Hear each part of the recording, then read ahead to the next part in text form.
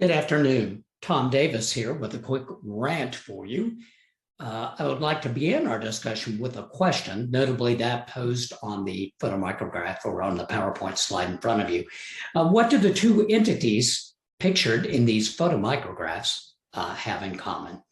And the answer, both illustrate a distinct epidermal reaction pattern. On the left, epidermolytic hyperkeratosis. On the right, focal acantholytic dyskeratosis. So the next logical question, what are epidermal reaction patterns? Well, they are distinct histologic patterns or pathologic changes in the epidermis that can be seen in a number of different clinical settings. And while their presence may be crucial to a given diagnosis, the findings are not specific unless correlated with history and clinical findings. So we'll take a look at focal acantholytic dyskeratosis, or FAD, first. FAD histologically, as one can see in the photomicrograph on the right, is characterized by suprabasilar clefting.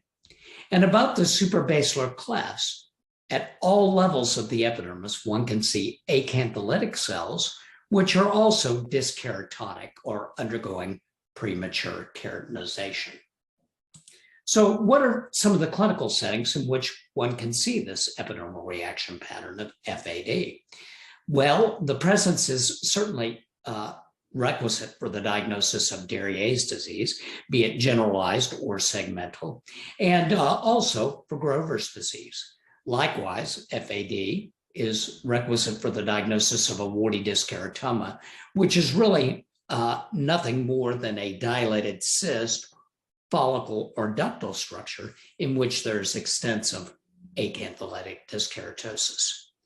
One can also see, as I'm sure many of you are aware, the changes of FAD in solitary or multiple keratosis, so-called acantholytic dyskeratomas or acantholytic acanthomas. And multiple keratoses are particularly common in the anogenital region. And one can see rarely the changes of FAD in variants of palmoplantar keratoderma. Finally, the setting in which we see it probably most common is as an incidental finding. And this really is more of a histologic finding than a clinical entity as such. So frequently in re-excisions of basal cells or dysplastic nevi, or in inflammatory dermatoses such as PRP, one can see a little focus of FAD. Moving on, epidermolytic hyperkeratosis, or EHK, is characterized histologically, as demonstrated in the photomicrograph in this field, by compact or marked hyperkeratosis, vacuolar change in the upper spinous and granular layer, such that the cytoplasmic margins of the keratinocytes in this area become somewhat indistinct. In addition, the keratohyalin granules appear coarse with basophilic clumping, and there is a moderate amount of acanthosis present.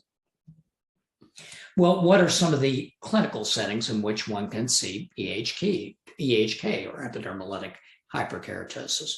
Well, its presence, of course, is requisite for the diagnosis of epidermolytic ichthyosis, also known as bullous ichthyosis.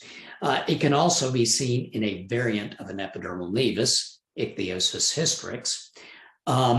In the Warner type of palmoplantar keratoderma, the biopsies will show extensive epidermolytic hyperkeratosis. And much as we saw with focal acantholytic dyskeratosis, solitary and multiple keratoses can show evidence on biopsy of EHK.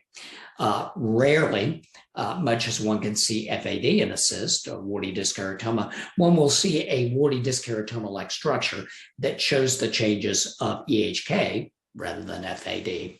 And then lastly, as we saw with focal acantholytic dyskeratosis, EHK, epidermolytic hyperkeratosis, can be an incidental finding in a variety of neoplastic and inflammatory conditions. Usually it's focal, subtle, and there's no clinical alteration that is noted. So that's kind of my quick rant on epidermal reaction patterns. Hopefully this discussion has helped you get a better understanding of the significance of these findings.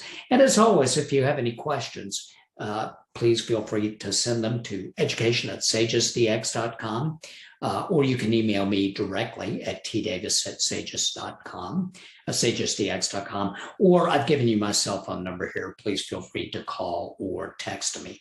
We're always looking for suggestions for new topics to discuss. So if you have any ideas, please send them our way. Thank you very much.